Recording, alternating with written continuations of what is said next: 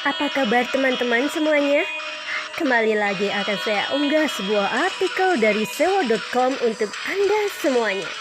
Kali ini ditulis oleh Hermanto Purba dengan judul Perampok Laut, Edi Prabowo ditangkap KPK.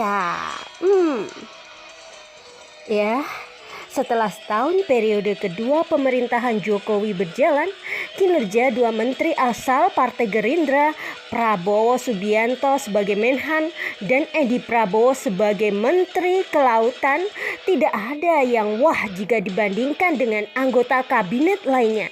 Biasa saja. Terlebih-lebih Edi Prabowo, kinerjanya sangat buruk, sangat jauh dibandingkan dengan Susi Pujiastuti. Salah satu yang paling disorot oleh publik adalah keputusan Edi Prabowo mencabut larangan ekspor benih lobster atau benur. Jika pada masa Susi ekspor benur merupakan aktivitas terlarang, tapi tidak pada era Edi.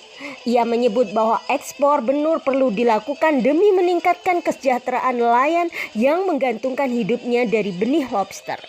Sebuah alasan yang cukup klasik dari seorang politikus. Demi kesejahteraan rakyat. Benarkah demikian? Kebijakan yang dibuat Susi sesungguhnya sudah tepat. Benih lobster dilarang ekspor demi meningkatkan nilai tambah lobster itu sendiri, dan juga untuk menjaga populasi lobster tersebut agar dapat tumbuh secara berkelanjutan di Laut Indonesia. Lalu kenapa menteri asal Gerindra itu begitu ngotot membuka kembali keran ekspor benih lobster di Indonesia yang sebelumnya dilarang keras oleh pendahulunya Susi Pujiastuti? Ternyata ada udang di balik batu. Ya, tidak benar alasannya demi kepentingan rakyat, tapi yang benar adalah demi kepentingan elit. Ada kepentingan kelompok dan partai di sana. Pada Juli lalu, Tempo menerbitkan sebuah hasil investigasi berjudul Musim Kenduri Pemburu Bayi terkait para eksportir itu. Dari hasil investigasi itu tersaji sebuah fakta yang cukup mencengangkan. Sebagian besar perusahaan eksportir yang mendapat lisensi dari Kementerian KKP tersebut baru saja mendirikan perusahaannya. Artinya apa?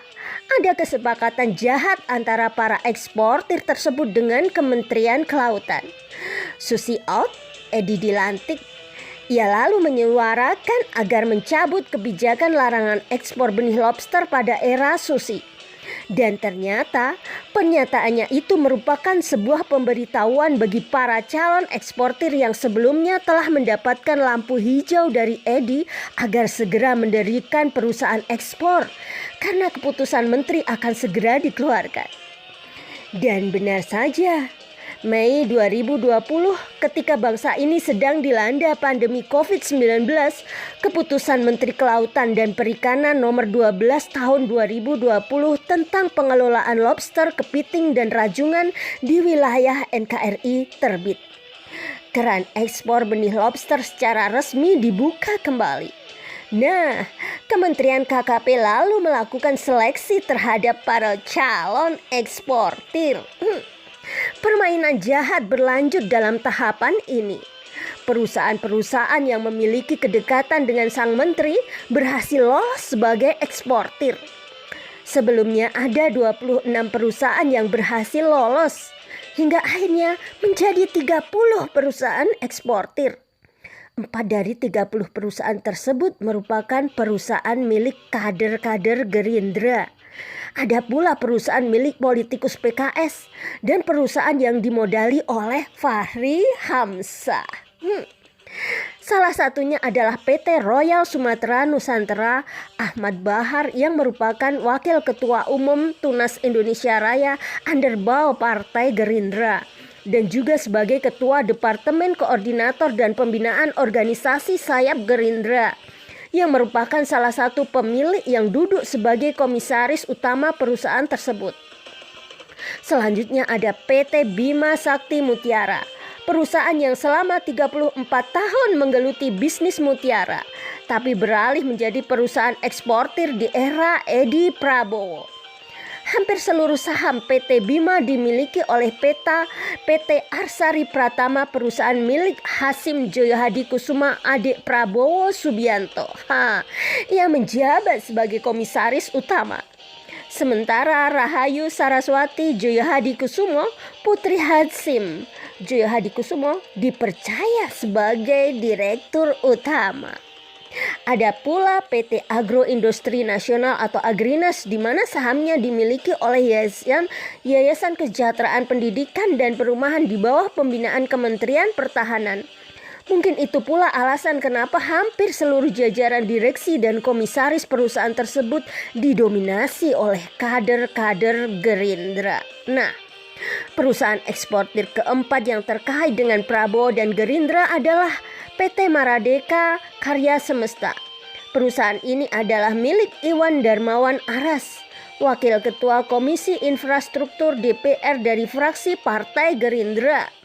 Dan ada pula PT Nusa Tenggara Budidaya yang konon dimodali oleh Fahri Hamzah, serta PT Alam Laut Agung, perusahaan milik politikus PKS Lalu Suryade, yang akan maju sebagai calon Bupati Lombok Tengah.